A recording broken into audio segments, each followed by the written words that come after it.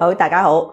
其實香港咧係面對人口老化同埋慢性病嘅上升咧，呢個整體嘅情況咧，其實可能大家都理解。而家我哋香港嘅老人家咧，其實好快咧就已經咧係會4個會有1個咧係65歲或以上嚇。咁啊去到遲啲嘅時候咧，可能咧係3個1個嘅。咁所以咧，我哋喺呢個情況底下咧，如果我哋係用而家嘅醫療體系，淨係靠醫院嘅服務咧，其實係唔可以持續嘅，因為咧以預防為本嚇，同埋咧係社區為本，呢個喺基層醫療嘅一個即係護理咧，其實係非常之重要。咁即係話咧，其實大家如果都唔去照顧自己嘅健康，而有病先至去醫院嘅話咧，咁呢個咧其實我哋多醫院咧其實都唔夠。慢性病咧亦都係一個非常之肆虐嘅情況。我哋而家喺香港咧，如果我哋睇返醫管局嘅數字咧，即係超過50%嘅人入院咧，都因為咧係慢性病，而年紀大嘅人咧，亦都係非常之多，係佔大多數嘅。咁所以喺2017年咧，其實政府嘅施政報告咧，亦都講出咧，就係要對基層醫療健康咧作出一個承諾，同埋咧係一個改革。當時咧，基層醫療健康發展計劃嘅重點咧，係主要有3方面啦。第一就係成立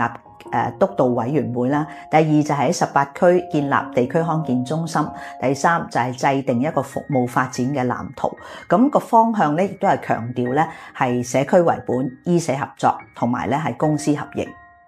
咁喺基層醫療健康嘅藍圖入邊咧，其實亦都係羅列咗嗰個改革嘅方向嘅。咁當然咧係要建立一個系統啦。第二亦都要加強管理同埋整合資源，人手都係一個好大嘅問題。咁所以咧係要規劃啦，同埋要培訓。咁亦都要改善一個數據互通嚇，同埋一個健康監測嘅一個情況。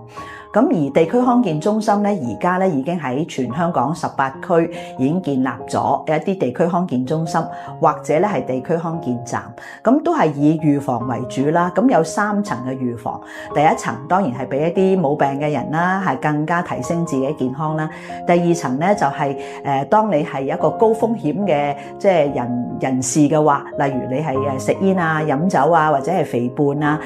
或者年紀大啊，呢啲都係高風險，咁亦都係要作出多啲嘅評估啊、篩查。而第3層咧嘅預防咧，就係當你已經病咗，但係出翻院嘅時候咧，都要係自己要治理好，同埋咧係要有康復嘅。咁所以政府咧都有不同嘅計劃，喺呢啲地區康健中心嗰度，一方面咧就係一個慢性疾病共同治理先導計劃啦嚇。咁而呢個計劃咧都係主張咧，第一有家庭醫生啦，第二亦都有護理統籌主任咧，係去幫大家咧點樣去治理好大家嘅慢性疾病，例如高血壓啦、糖尿病啊咁樣。咁啊，家庭醫生當然咧喺醫療範疇提供一個治療啦，而護理統籌主任咧係一個個案嘅經理，咁係了解市民嘅需要，同埋咧提供一啲以風險為本一啲個性化嘅管理，亦都會點樣去幫助市民咧自己咧係治理好自己嗰個身體同埋預防嘅狀況。咁政府咧亦都出咗一個健康人生計劃嘅一個概念，即係話喺你唔同嘅人生嘅階段咧，其實你都係需要咧一啲個性化嘅健康對自己嘅預防啦、照顧啦、或者係做篩查啦等等。咁所以咧都鼓勵咧市民咧係主動參與咧呢啲健康嘅管理。咁地區康健中心當然啦，亦都係免費嘅，同埋咧係對於第一層嘅健康嘅一啲嘅護理咧係免費，咁但係第2層同埋第3層咧，當然咧都會係有一個共同付款嘅一個情況，咁都希望大家咧去加入喺你自己嗰個區嘅地區康健中心。如果想身體好咧，係唔係等病先至去醫嘅？因為咧呢個已經係唔可以持續。咁希望大家咧都係盡早做好自己嘅健康管理者。